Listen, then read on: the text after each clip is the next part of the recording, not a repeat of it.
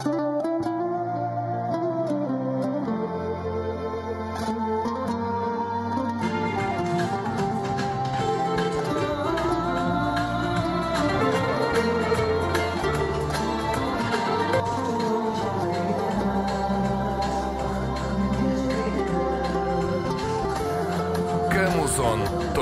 Ежелгі адамзат баласы бұдан 1 миллиондай жыл бұрын мекен еткен. Қола дәуірінде Сібірдің, Жайық өңірінің, Қазақстан мен Орта Азияның ұлан-ғайыр далаларының тегіс және тарихи ортақтығы жағынан туыс тайпалар мекендеген. Бұл тайпалар өзінше бір үлгідегі жас.